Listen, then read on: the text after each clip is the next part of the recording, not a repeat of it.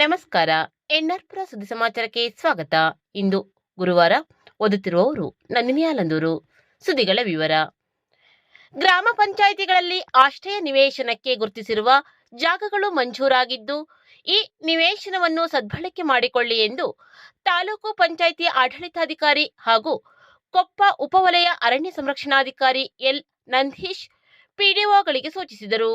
ಅವರು ಬುಧವಾರ ತಾಲೂಕು ಪಂಚಾಯಿತಿ ಸಾಮರ್ಥ್ಯ ಸೌಧದಲ್ಲಿ ನಡೆದ ಸಾಮಾನ್ಯ ಸಭೆಯ ಅಧ್ಯಕ್ಷತೆಯನ್ನು ವಹಿಸಿ ಮಾತನಾಡಿ, ಆಶ್ರಯ ನಿವೇಶನಕ್ಕಾಗಿ ಈಗಾಗಲೇ ಜಾಗಗಳನ್ನು ಗುರುತಿಸಲಾಗಿದೆ. ಜಾಗವನ್ನು ಗುರುತು ಮಾಡಲು ಬಹಳಷ್ಟು ಪರಿಶ್ರಮ ಹಾಕಲಾಗಿದೆ. ಇಂತಹ ಸಂದರ್ಭದಲ್ಲಿ ಜಾಗ ಮಂಜೂರಾದ ಉದ್ದೇಶಕ್ಕಾಗಿಯೇ ಬಳಕೆಯಾದರೆ ಮಾತ್ರ ಸಾರ್ಥಕವಾಗುತ್ತದೆ ಎಂದರು. Taluk panchayat EO H D. ನವೀನ್ ಕುಮಾರ್ ಮಾತನಾಡಿ, ಬಾಳೆಹೊನ್ನೂರು ಬಂಡಿಮಠದ 16 ನಿರಾಶ್ರಿತರಿಗೆ ಈಗಾಗಲೇ ಪರ್ಯಾಯವಾಗಿ ಬದಲಿ ನಿವೇಶನ ಗುರುತಿಸಲಾಗಿದೆ. ಮರಗಳು ತೆರವಾಗಬೇಕಾಗಿದೆ. ಬಂಡಿಮಠದ ಜನರಿಗೆ ಬದಲಿ ಜಾಗಕ್ಕೆ ಮರಗಳನ್ನು ತೆರವುಗೊಳಿಸಿದ ಕೂಡಲೇ ಬೇಲಿ ಹಾಕಿ ನಾಮಫಲಕವನ್ನು ಅಳವಡಿಸಲಾಗುವುದು. ಆಡುವಳ್ಳಿ ಗ್ರಾಮ ಪಂಚಾಯಿತಿ ಮೇಘನಮಕ್ಕಿಯಲ್ಲೂ ನಿವೇಶನಕ್ಕೆ ಜಾಗ ಮಂಜೂರಾಗಿದ್ದು, ಮರಗಳು ತೆರವಾಗಬೇಕು. ಗುಬ್ಬಿಗ ಗ್ರಾಮ ಪಂಚಾಯಿತಿ ಅರಳಿಕೊಪ್ಪದಲ್ಲಿ ಈಗಾಗಲೇ ಆಶ್ರಯ ನಿವೇಶನದ ಲೇಔಟ್ ಮಾಡಲಾಗಿದ್ದು, ಸಾಮೂಹಿಕ ಶೌಚಾಲಯವನ್ನು ನಿರ್ಮಾಣ ಮಾಡಲಾಗಿದೆ ಎಂದರು. ಸಭೆಯಲ್ಲಿ ತಾಲೂಕಿನ ವಿವಿಧ ಇಲಾಖೆ ಅಧಿಕಾರಿಗಳು ತಮ್ಮ ಇಲಾಖೆಯ ಬಗ್ಗೆ ಮಾಹಿತಿ ನೀಡಿದರು. ಗ್ರಾಮ ಪಂಚಾಯಿತಿ ಅಭಿವೃದ್ಧಿ ಅಧಿಕಾರಿಗಳು ಉಪಸ್ಥಿತರಿದ್ದರು.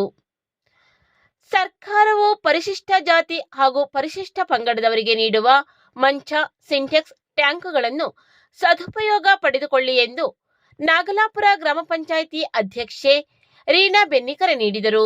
ಅವರು ಮಂಗಳವಾರ ನಾಗಲಾಪುರ ಗ್ರಾಮ ಪಂಚಾಯಿತಿ ಆವರಣದಲ್ಲಿ 25% ಅನುದಾನ ಹಾಗೂ 5% ಅನುದಾನದಲ್ಲಿ 18 ಪರಿಶಿಷ್ಟ ಜಾತಿ ಹಾಗೂ ಪರಿಶಿಷ್ಟ ಪಂಗಡದವರಿಗೆ ಸಿಂಟೆಕ್ಸ್ ಟ್ಯಾಂಕ್, 25 ಶಾಲಾ ಮಕ್ಕಳು ಹಾಗೂ 2 ಅಂಗವಿಕಲರಿಗೆ ಮಂಚಗಳನ್ನು ವಿತರಿಸುವ ಕಾರ್ಯಕ್ರಮದಲ್ಲಿ ಮಾತನಾಡಿದರು. ಪರಿಶಿಷ್ಟ ಜಾತಿ ಹಾಗೂ ಪರಿಶಿಷ್ಟ ಪಂಗಡದವರಿಗೆ ಬರುವ ಎಲ್ಲಾ ಸೌಕರ್ಯವನ್ನು ನಾಗಲಾಪುರ ಗ್ರಾಮ ಪಂಚಾಯಿತಿಯಿಂದ ಸಮರ್ಪಕವಾಗಿ ವಿತರಿಸುತ್ತಿದ್ದೇವೆ. ವಿದ್ಯಾರ್ಥಿಗಳ ಶಿಕ್ಷಣಕ್ಕಾಗಿ ಸಹಾಯಧನ ನೀಡುತ್ತಿದ್ದೇವೆ. ಇದನ್ನು ಸರಿಯಾದ ರೀತಿಯಲ್ಲಿ ಪೋಷಕರು ಬಳಸಬೇಕು ಎಂದರು.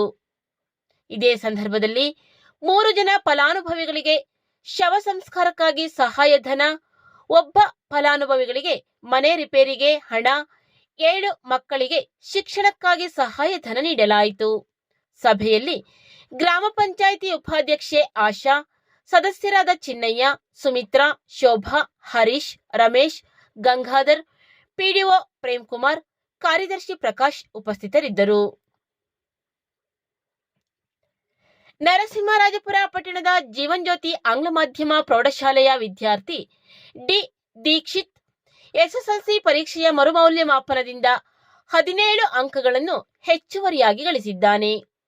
ಎಸ್ಎಸ್ಎಲ್ಸಿ ಪರೀಕ್ಷೆಯಲ್ಲಿ ಜೀವನ್ ಜ್ಯೋತಿ ಆಂಗ್ಲ ಮಾಧ್ಯಮ ಪ್ರೌಢಶಾಲೆಯ ವಿದ್ಯಾರ್ಥಿ ಡಿ. ದೀಕ್ಷಿತ್ 596 ಅಂಕ ಗಳಿಸಿದ್ದನು.